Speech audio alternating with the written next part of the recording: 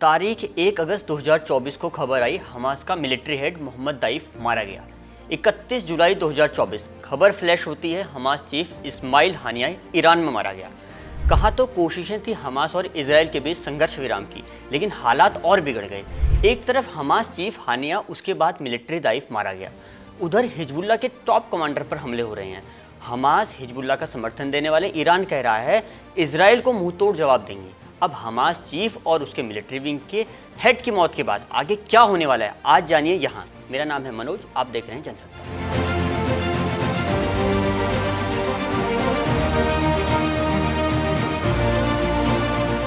Israel के heritage मंत्री अमीचय एलुआवी ने कहा, ये दुनिया में गंदगी साफ करने का सबसे सही तरीका है।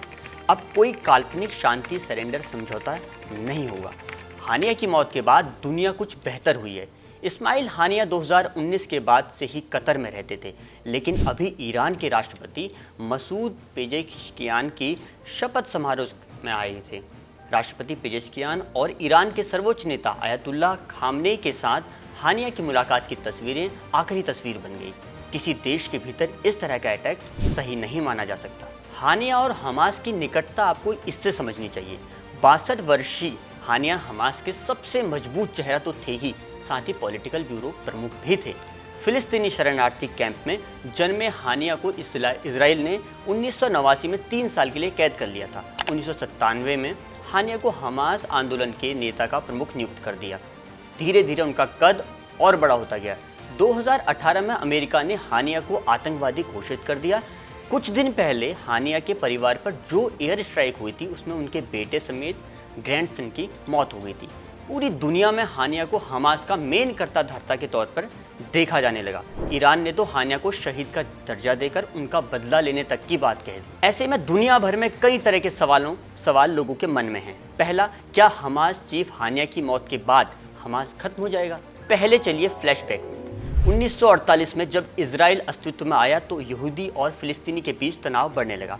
साल 1970 में PLO यानी फिलिस्तीन लिबरेशन ऑर्गेनाइजेशन बना। इसमें कई बार इजराइल पर हमले किए गए। 20 साल बाद इजराइल और PLO के बीच एक शांति समझौता हुआ और इसके तहत PLO ने हिंसा और चरमपंथ का रास्ता छोड़ने का वादा किया। लेकिन फिलिस्तीन के एक उग्रवादी संगठन इस समझौते के खिलाफ चला गया। उसका नाम है हमास। स्थापना हुई 1987 में। मौलवी शेख अहमद यासीन ने इसकी स्थापना की। हमास को 4 हिस्सों में बांटा गया है। पॉलिटिकल ब्यूरो, जहां राजनीतिक फैसले लिए जाते हैं। मारा गया इस्माइल हानिया इसी का हेड था। मिलिट्री विंग, जो हमास के मिलिट्री ऑपरेशन के लिए जिम्मेदार होती है, जिसका हेड मोहम्मद दाइफ था। शूरा काउंसिल, इसका काम पॉलिटिकल और मिलिट्री विंग की देखरेख करना होता है। सामाजिक संगठन, ये फिलिस्तीनी लोगों की शिक्षा, स्वास्थ्य पर काम करता है। अब आते हैं मुद्दे पर। हानिया पॉलिटिकल विंग का हेड था। उसकी मौत हमास के लिए झटका तो थी ही, लेकिन होश फाख्ता तब हो गए जब इजराइल ने ऐलान कर दिया कि हमास के मिलिट्री विंग के हेड मोहम्मद दाइफ को भी उसने मार गिराया है। सवाल, हानिया और मोहम्मद दाइफ की मौत के बाद अब जंग का रुख क्या हुआ?